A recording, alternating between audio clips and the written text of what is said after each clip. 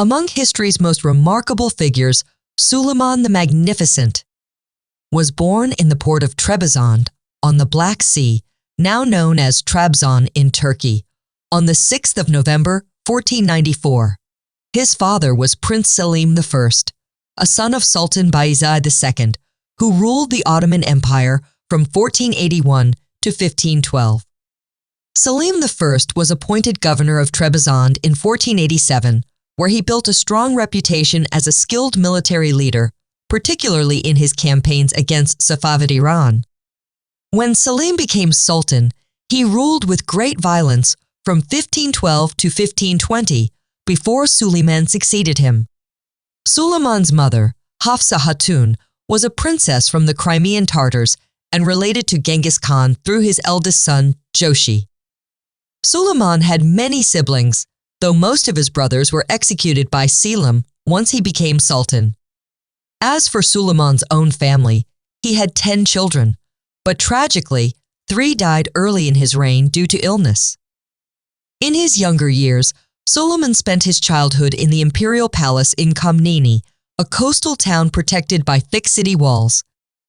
His early education focused on reading, writing, and arithmetic.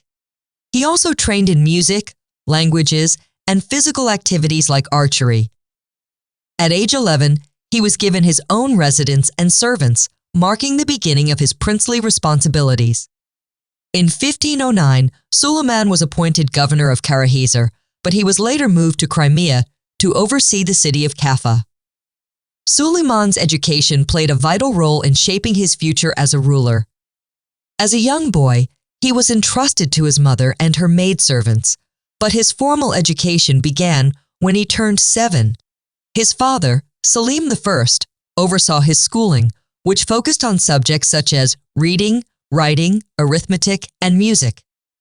Suleiman was also taught languages, including Arabic, Persian, and Turkish, which were essential for an Ottoman prince. Alongside intellectual subjects, he underwent physical training, including archery and horseback riding, to prepare for military leadership. Additionally, Suleiman learned the craft of goldsmithing, a skill that was highly valued in Ottoman society. At the age of 11, Suleiman moved out of the women's quarters and began living in a residence with servants, marking his entry into the world of princes. 4 years later, in 1509, he was appointed as the governor of Karahisar, a region on the empire's border. However, due to concerns over the closeness of his appointment to his uncle Ahmed's territory, Suleiman was transferred to Crimea to oversee Kaffa, a coastal city. After spending 3 years there, he was recalled to Constantinople following the outbreak of a succession dispute between his father Selim and his brothers. This period of training and early responsibilities helped prepare Suleiman for the challenges he would face later as sultan, sharpening his leadership abilities and laying the foundation for his rule. Suleiman's path to the throne was marked by intrigue, rivalry, and a series of political struggles within the Ottoman Empire. After the death of his grandfather, Sultan Bayezid II, and the subsequent rise of his father, Selim I, Suleiman's early years were filled with uncertainty. Despite being a promising and capable leader, his father, Selim, viewed him as a potential threat and moved him away from Constantinople to avoid any perceived competition.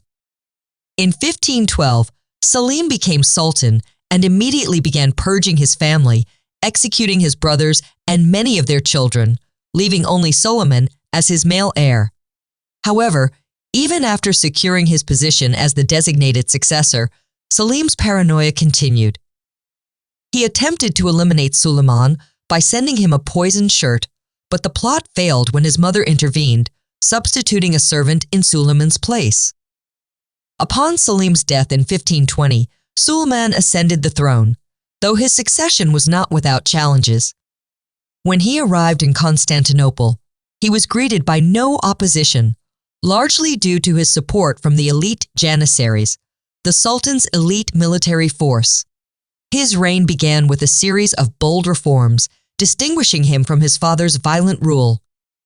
Suleiman immediately worked to secure the loyalty of the powerful military and political figures, offering them generous rewards to ensure stability during his early years as sultan. Suleiman's early reign was marked by a series of successful military campaigns that expanded the Ottoman Empire's borders and solidified his reputation as a formidable military leader. One of his first major military actions was the conquest of Belgrade in 1521. Belgrade was a key Christian stronghold in Europe and had long been a point of conflict between the Ottoman Empire and European powers. Suleiman's forces used their characteristic heavy bombardment tactics, bombarding the city for 3 weeks until the defenders were overwhelmed. The fall of Belgrade was a major blow to Christian Europe, signaling the rise of the Ottomans as a dominant power in the region. Following his success in Belgrade, Suleiman turned his attention to the island of Rhodes, another important Christian stronghold. In 1522, after a 4-month siege, Suleiman successfully captured Rhodes from the Knights of Est John.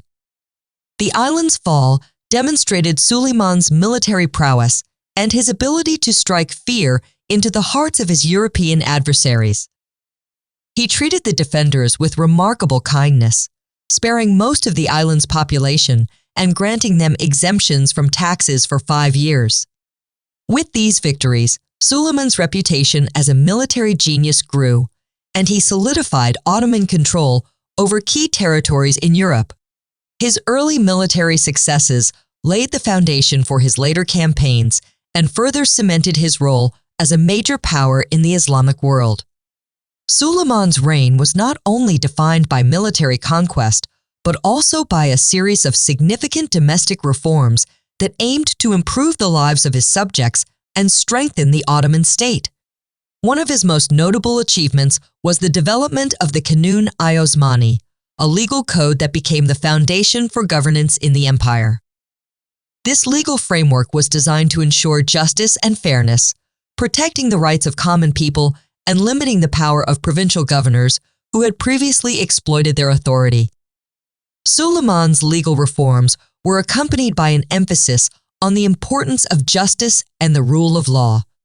He encouraged his subjects to report corruption and abuse without fear of reprisal, which helped foster a sense of trust and respect for his leadership. European observers of the time were often impressed by the fairness and efficiency of the Ottoman legal system, which, under Suleiman, was known for its speed and impartiality. He was often seen as a ruler who balanced both compassion and severity, applying laws fairly while also showing mercy when necessary. In addition to legal reforms, Suleiman also focused on cultural and intellectual growth. He was deeply interested in philosophy, literature, and the arts, and he patronized scholars, poets, and artists. Suleiman's reign saw the flourishing of Ottoman culture with architectural projects, literary works, and advancements in various fields contributing to the empire's golden age. Suleiman's political alliances and his marriage to Hurrem Sultan, also known as Roxelane, played a crucial role in shaping both his reign and the direction of the Ottoman Empire. One of the most significant alliances was with France, which came at a time when both nations had common interests in opposing the growing power of the Habsburgs. Suleiman and French King Francis I formed an alliance in the early 1530, and their cooperation included military and diplomatic support. This partnership allowed Suleiman to advance his interests in Europe while also strengthening France's position against Spain and the Holy Roman Empire. However, it was Suleiman's marriage to Hurrem Sultan that had perhaps the most profound impact on his rule. Roxelane, originally a slave brought from Eastern Europe, won Suleiman's heart and became his favorite wife. Their relationship, which grew from deep affection, was unusual for the time, as Islamic tradition generally allowed polygamy. Despite this, Suleiman remained committed to Roxelane, making her his only wife in a highly unconventional move. Hurrem's influence over Suleiman grew steadily, and she played a key role in shaping the politics of the empire, often advising her husband on matters of state. Roxalane's rise from a humble slave to the Sultan's most trusted companion marked a significant shift in the imperial harem's power structure. Her involvement in political affairs, including securing positions for her children and influencing military decisions, demonstrated her importance to Suleiman and the empire. Despite Suleiman's many achievements, his reign was not free from internal conflict, especially within his own family. The most significant of these challenges arose from his sons, particularly his rivalry with Mustafa, the eldest son of his first wife, Bahar. Mustafa had earned a strong reputation as a capable and popular leader, and many in the empire believed he was the rightful heir to the throne. However, Suleiman's love for Hurrem Sultan, his second wife, led to tensions as Roxalane sought to secure the throne for her own children. The conflict between Mustafa and Bayezid, the sons of Bahar and Roxalane respectively, reached its peak in 1552. Suleiman's decision to have Mustafa executed on charges of treason, based on allegations that he had plotted to overthrow his father, shocked the empire and left a lasting scar on his legacy. The public outcry over Mustafa's death was immense, and many Ottomans saw his execution as a tragic and unnecessary act of political maneuvering. Suleiman's later years were marked by further family strife, particularly as his other sons, Selim and Bayezid, also vied for power. The rivalry between the brothers led to further bloodshed, with Bayezid fleeing to Persia and ultimately being returned to the Ottoman Empire, where he and his sons were executed. Suleiman's legacy, though shaped by his military and legal accomplishments, was marred by the turmoil within his family. His actions ultimately left the empire in a state of uncertainty, with his sons' power struggles continuing to influence the Ottoman dynasty for years to come. In the final years of his reign, Suleiman faced numerous challenges, both from external threats and internal conflicts within the Ottoman Empire. By the time he reached his 70s, Suleiman had spent decades expanding the empire, but his health began to decline. His last military campaign in Hungary in 1566 would be his final act of leadership. The aging Sultan, suffering from gout and in declining health, led his army to Transylvania, where he would oversee the siege of Szeged. However, despite his leadership from his sickbed, Suleiman's body could no longer endure the demands of war.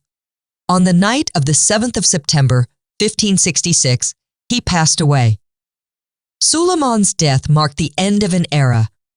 His son, Selim II, ascended to the throne, but Suleiman's empire was now facing internal strife, much of which stemmed from the conflicts and power struggles among his sons during his final years.